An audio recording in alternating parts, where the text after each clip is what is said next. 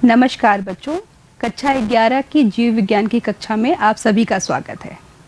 आप सभी अभी अभी हाई स्कूल पास होके आए हैं और आप जो है जब जीव विज्ञान विषय को अपने विषय के रूप में चुनेंगे तो सबसे पहले जिस पार्ट पे हम आएंगे वो है हमारा जीव जगत, लिविंग वर्ल्ड। यह पार्ट कोई नया पार्ट नहीं है। अभी तक हाई स्कूल में विज्ञान विषय में आपने इसे पढ़ा है। उस समय आपने विज्ञान में इसे भौतिक, रसायन और जीव विज्ञान तीनों को एक साथ पढ़ा है। अब आप सिर्फ जीव विज्ञान पढ़ेंगे जिसमें हम जीवधारियों पर अध्ययन करते हैं। तो चलिए आज हम इस पाठ से जुड़ते हैं और साथ ही साथ कक्षा 9 और 10 में जो हमने पढ़ा है उसका पुनरावलोकन भी करते हैं।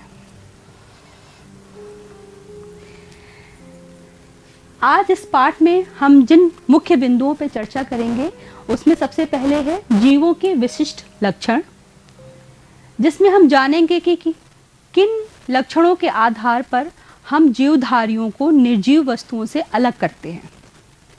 दूसरा है जीव जगत में विविधता, डाइवर्सिटी। पृथ्वी पर कितने प्रकार के किस किस तरह के जीव जंतु होते हैं, उनमें क्या डाइवर्सिटी होती है, उसे देखेंगे। फिर नेक्स्ट है हमारा वर्ग की संवर्ग, जिसमें किस प्रकार जीवधारियों को हम वर्गीकृत करते हैं और उनका अध्ययन करते हैं। अगला जो पॉइंट है वो है वर्गीकी में सहायता करने वाले साधन, और सबसे अंत में हम कुंजी की के बारे में पढ़ेंगे और या चाबी के बारे में। तो चलिए हम इसे डिटेल में अब शुरू करते हैं। जीवों के विशिष्ट लक्षण। जीव, अगर बहुत ही साधारण भाषा में अगर हम बात करें तो जिसमें जीवन होता है, अर्थात जो सजीव होते हैं। आप छोटे कक्षाओं में पढ़ते आए हैं सजीव और निर्जीव के बीच के लक्षण। तो इसी लक्षणों को हम एक बार फिर से देखते हैं। इसमें सबसे पहला लक्षण जो है वो है हमारा वृद्धि, ग्रोथ। वृद्धि कोशिकाओं की संख्या बढ़ने के आधार पर या जो जीवधारी है उसका भार बढ़ने के आधार पर वृद्धि होती है। आपने इसे पढ़ा भी है। और सजीवों में जो होने वाली वृद्धि है वो आपके कोशिका विभाजन के द्वारा होती है, और जैसे जैसे कोशिकाएं विकसित होती हैं उसका जीव द्रव्य बढ़ता है और भार में उसकी अधिकता होती है। कुछ निर्जीव चीज़ें जैसे कि पर्वत हैं या क्रिस्टल्स वगैरह हैं वो भी वृद्धि करते हैं, लेकिन जो सजीवों में वृद्धि होती है वो कोशिका में अंदर से बाहर की तरफ होती है, जबकि जो निर्जीव वस्तु हैं उनमें ऊपर से डिपोजिशन होने पर आपके उसका आकार या उसकी वृद्धि होती रहती है। ठीक इसी तरह जीवधारियों का जो दूसरा लक्षण है जिसे हम जनन कहते हैं। जनन, अपने समान संतति या संतान को पैदा करना जीवधारियों का प्रमुख लक्षण है। जो जीवधारी हैं वो अलैंगिक जनन या लैंगिक जनन के द्वारा अपने समान जीवों को पैदा करते हैं और इस प्रकार पीढ़ी दर पीढ़ी उनकी संख्या बढ़ती रहती है। जनन जो है वो जीवधारियों का मुख्य लक्षण माना जाता है, लेकिन इसमें कुछ अपवाद भी हैं। जैसे कि आपको पता है, जैसे खच्चर, आपने सुना होगा, जो खच्चर होता है जो गधे और घोड़े को को क्रॉस करके बनाया जाता है, जो इंटरस्पेसिफिक क्रॉस होता है। तो ये खच्चर जो होते हैं वो स्टेराइल होते हैं, वो जनन नहीं कर पाते हैं। ठीक इसी तरह जो श्रमिक मधुमक्खी होती हैं उसके पास भी एग एपरेटस नहीं होता, तो वो भी जनन नहीं कर पाते। या बहुत सारे मनुष्य, पुरुष या स्त्री, वो भी इनफर्टाइल होते हैं। तो यहाँ पे ये आप नहीं, लेकिन वहीं अगर हम वायरस के, विषाणुओं के बारे में जाने, जैसे कि अभी कोरोना वायरस के बारे में हम सभी जान रहे हैं, तो वायरस को सजीव और निर्जीव के बीच की कड़ी माना जाता है, और उनको सजीव मानने के पीछे सबसे बड़ा कारण यही होता है कि जैसे ही वो किसी जीवित कोशिका के अंदर पहुंचते हैं वो जनन करने लगते हैं, वो अपने समान प्रोजेनी या संतति को बनाते हैं।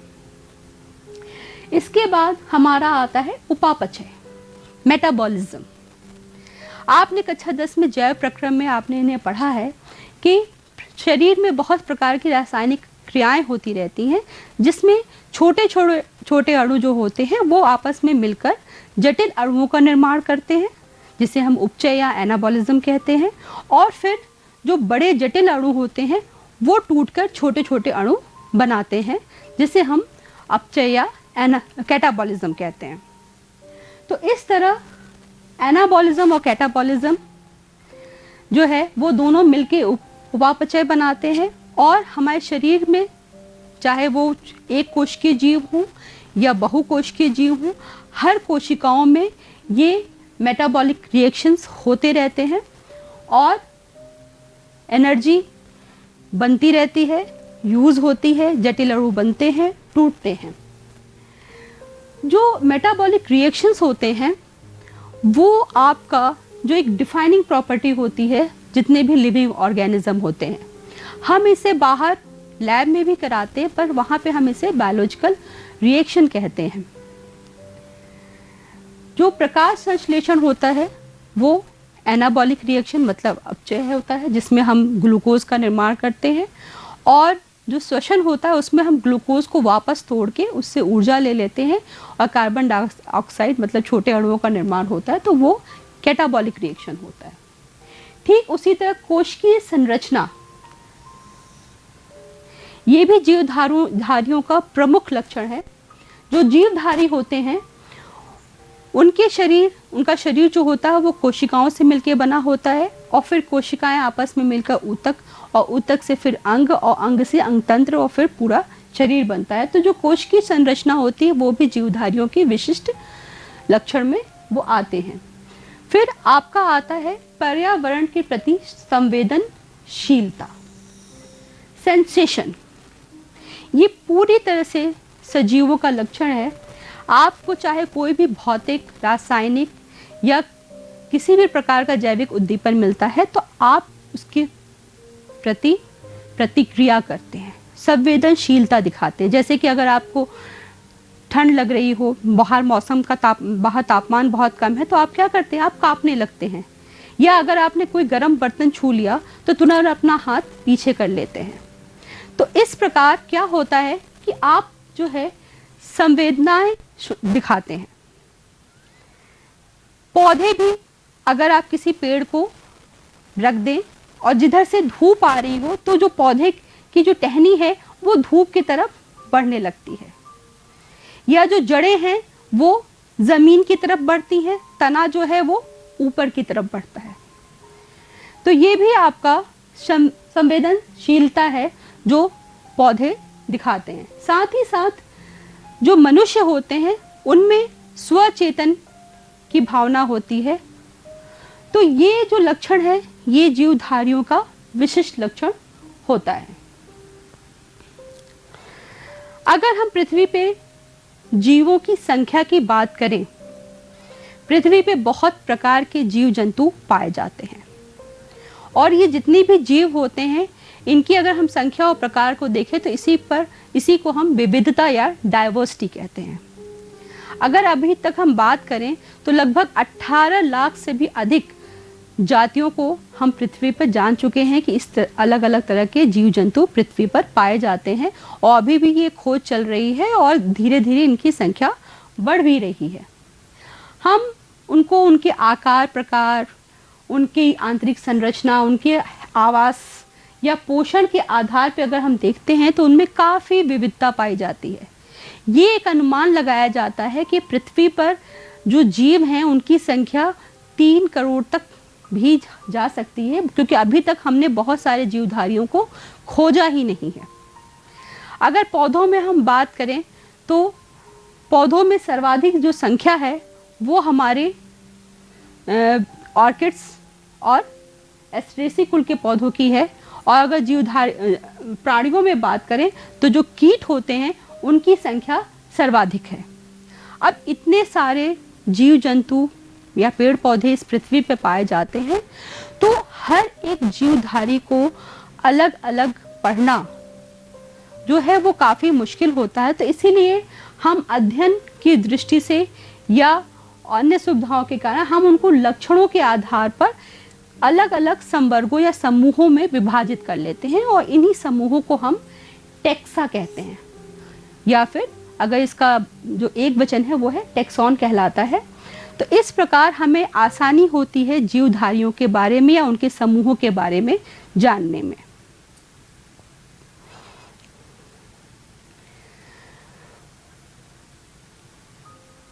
विज्ञान की वह शाखा जिसमें सजीवों का वर्गीकरण किया जाता है उसे हम वर्गीकी या टैक्सोनॉमी कहते हैं।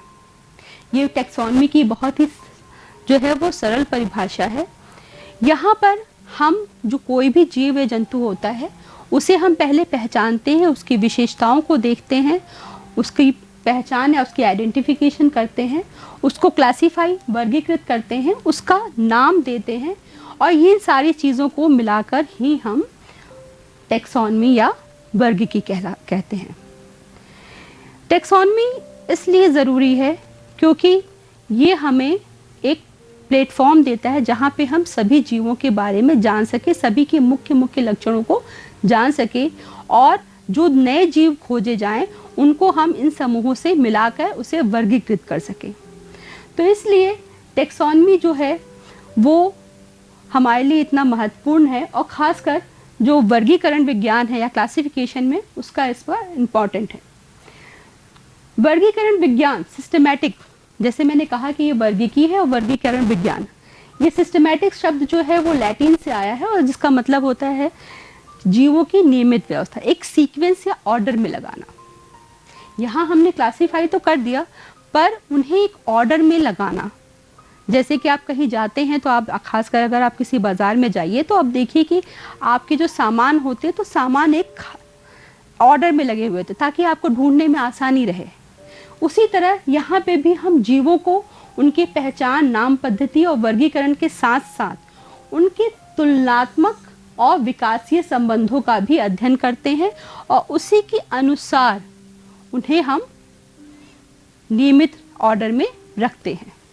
जैसे कि कोई जीव है, अगर उसका विकास पहले हुआ तो उसे हम पहले रखेंगे और उससे उस जीव से जो दूसरे जीव बने उन्हें हम उसी क्रम में उसके साथ रखेंगे या तुलनात्मक रूप में उसके आसपास रखेंगे।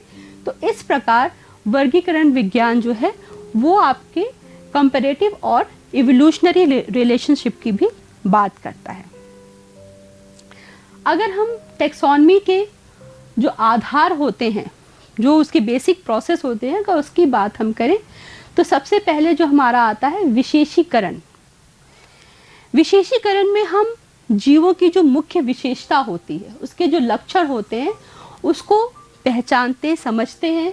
जैसे कि उसके जो मॉर्फोलॉजी, उसका बाह्य आकार कैसा है, उसकी आंतरिक संरचना कैसी है, उसकी कोशिकीय संरचना कैसी है, उसका विकास कैसे हो रहा है, इन सारी विशेषताओं को हम परखते हैं और परखने के बाद उन्हें सही रूप में लिखते हैं। डिस्क्रिप्शन मतलब एक तरह से हुलिया लिखना कि हाँ भाई हमने ये पौधा देखा, उसमें उसकी पत्तियों के किनारे किस प्रकार से हैं, पत्तियां बिल्कुल बाहर की किनारा उसका बिल्कुल एक लाइन में है, स्मूथ में है, या फिर उसमें खांचे बने हुए हैं। तो इस तरह हम उसका सही डिस्क्रिप्शन वर्णन करते हैं। ये हमारा पहचान या अभिज्ञान में आता है। जब हम उसको पहचान उसकी लिख लेते हैं तब हमारे पास जो पहले से जो जीव मौजूद हैं हम उसको उस जीवों से उसकी समानताओं और असमानताओं के आधार पर विशेष समूहों में वर्गीकृत कर देते हैं या उसे डाल देते हैं। साथ ही साथ अगर वो जीव नया जीव है तो उसे हम एक वैज्ञानिक नाम भी देते हैं, उसका नामकरण करते हैं, इसे हम नॉमेनक्लेचर कहते हैं। तो ये हमारे जो हैं वो बेसिक प्रोसेस हैं टैक्सोनॉमी के। अब जहाँ तक हम बात करें नामकरण की, इसके बारे में हम थोड़ा जान लेते हैं। देखिए, एक ही जीव को अलग अलग देशों में, अलग अलग भाषाओं में हम अलग अलग नामों से बुलाते हैं, तो ये स्थानीय नाम कहलाते हैं। लेकिन इससे होता क्या है कि इससे समस्या उत्पन्न हो जाएगी। मान लीजिए कि हम किसी जीव को एक नाम से बुला रहे हैं और दूसरा व्यक्ति उसे दूसरे नाम से बुला रहा है, तो हम उसे कोरिलेट नहीं कर पाएंगे। तो इस समस्याओं को दूर करने के लिए प्रत्येक ज्ञात जीव को एक वैज्ञानिक नाम दिया जाता है। और इसकी शुरुआत सबसे पहले कैरोलस लीनियस ने की थी और उन्होंने अपनी पुस्तक स्पीशीज प्लैनेटेरम में 1753 में द्विपद नाम पद्धति, द्विपद मतलब दो पद वाले नाम पद्धति की शुरुआत की थी। International code for botanical nomenclature ये एक अंतर्राष्ट्रीय संस्था है जो पौधों का नामकरण करती है। 2017 में इसका नाम बदलकर international code for nomenclature of algae, fungi और प्लांट कर दिया गया। अब ये शैवाल, कवक और पौधों तीनों का नामकरण करती है। और साथ ही साथ प्राणियों के नामकरण के लिए international code for zoological nomenclature, ये जो है प्राणियों का नामकरण के लिए होता है। अगर हम द्विनाम पद्धति के प्रमुख लक्षणों की बात करें तो उसे हम यहाँ समझ सकते हैं। जैसे कि देख रहे हैं कि यहाँ पे मैंने आम लिखा हुआ है। आम, आप इस फल से आप सभी जानते हैं, आम हिंदी में कहते हैं, अंग्रेजी में हम मैन को कहते हैं, गुजराती में अम्बू कहते हैं, तमिल में माँ कहते हैं, मंगा, मार, मवीना, मारा, अलग अलग भारतीय भाषाओं में ही हम आम को इन नामों से जानते हैं। तो सोचिए जो बाहर की विदेशी भाषाएं होंगी वहाँ पे भी आम के अलग अलग नाम होंगे। तो कितना मुश्किल है अगर दो अलग अलग देशों के लोग हों और अगर वो आम के बारे में बात कर रहे हों तो वो नहीं पहचान पाएंगे कि हाँ वो किसी एक ही चीज़ के बारे में बात कर रहे हैं। तो इसलिए आम को जो वैज्ञानिक नाम दिया गया है वो है आपका मैंजीफेरा इंडिका, जैसा कि यहाँ लिखा हुआ है। मैंजीफेरा इंडिका, आप देख रहे हैं इस नाम में दो पद हैं, मैंजीफेरा इंडिका। मैंजीफेरा जो है वो इसका वंश का नाम है और इंडिका जो है वो जाति का नाम है। जो वंश का नाम है उसका पहला अक्षर जो है वो कैपिटल में लिखा हुआ है और ये दोनों नाम जो हैं वो लैटिन भाषा में या लैटिन, इसको लैटिनाइज कर दिया जाता है मैंजीफेरा इंडिका। इंडिका बता रहा है कि ये पौधा जो है वो भारतीय पौधा है। साथ ही साथ जब हम इसे प्रिंट फॉर्म में लिखते हैं, जैसे कि यहाँ पे ये हमने प्रिंट में लिखा तो इसे हमने इटैलिक्स में लिखा, लेकिन जब हाँ आप अपनी कॉपी में लिखेंगे मैंजीफेरा इंडिका तो वहाँ पर आप इसे अंडरलाइन करेंगे।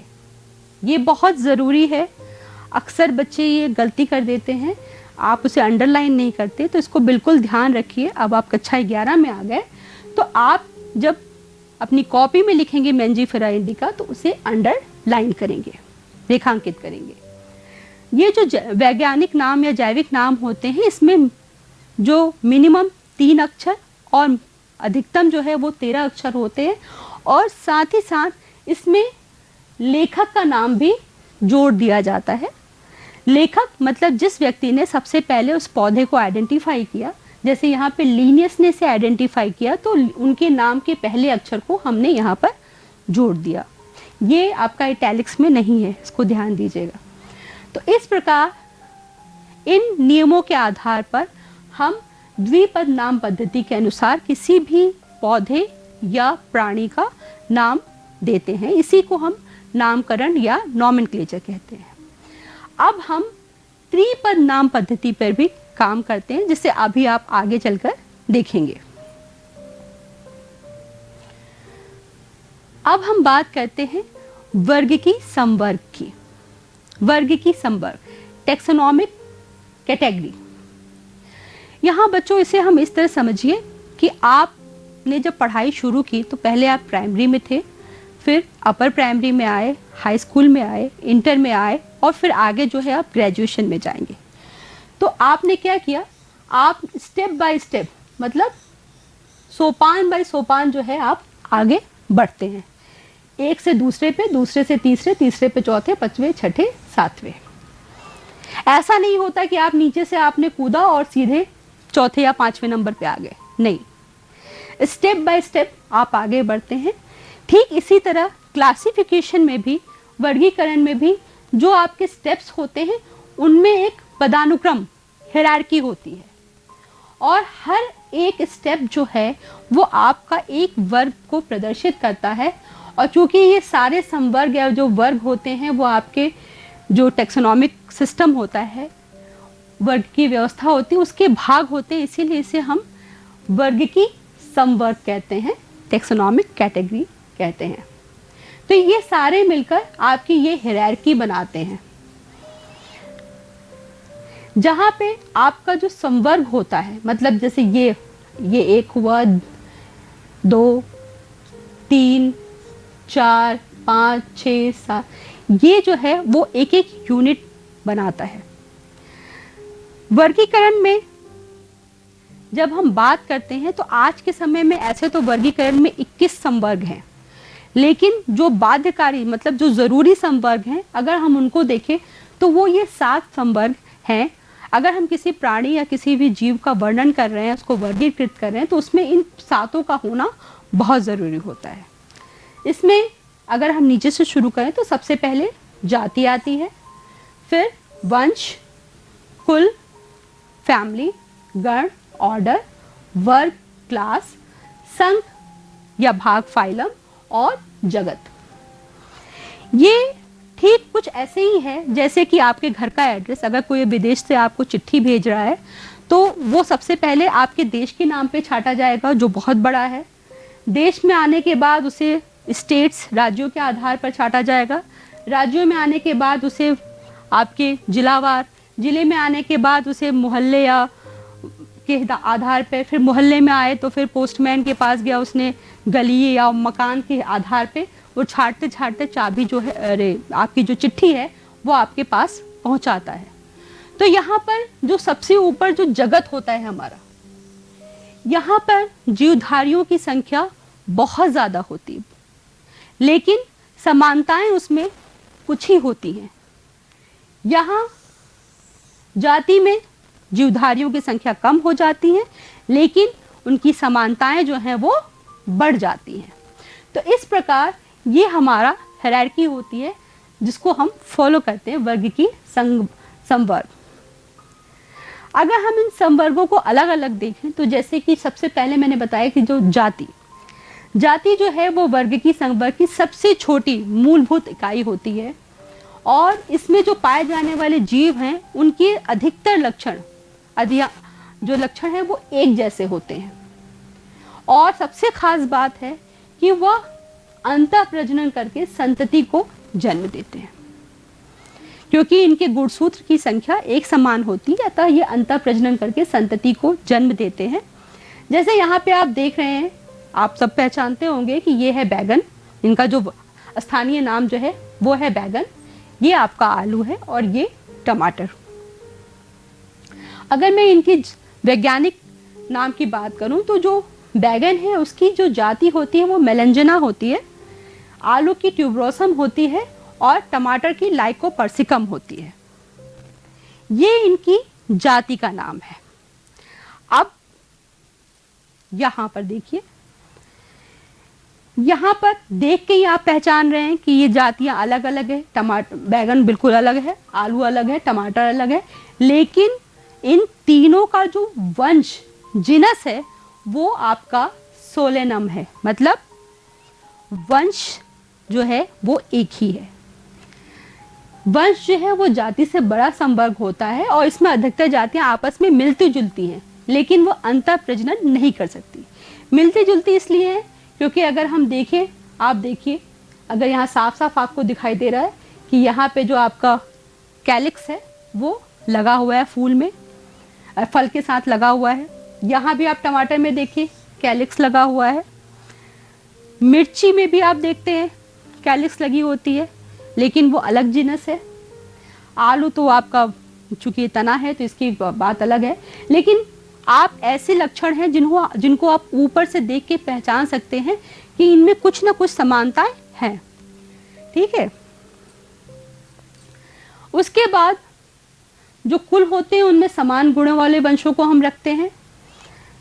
फिर जो गण या ऑर्डर होते हैं उसमें मिलते जुलते लक्षणों वाले जो फैमिलीज होती हैं, जैसे कि सोलेनेसी और कॉन्वोल्वुलेसी मतलब चकटकंदी की फैमिली, उन्हें हम एक साथ जो है एक गण में रखते हैं, पॉलिसमोनियल्स। उसके बाद आपका क्लास आता है जिसमें संबंधित कण आते हैं। फिर उन संबंधित कणों को हम एक संघ या भाग में रखते हैं और जो सबसे उच्चतम संवर्ग होता है वो हमारा जगत या किंगडम होता है। जैसे कि अगर हम पौधों की बात करें तो यहाँ पर प्लांटी होगा।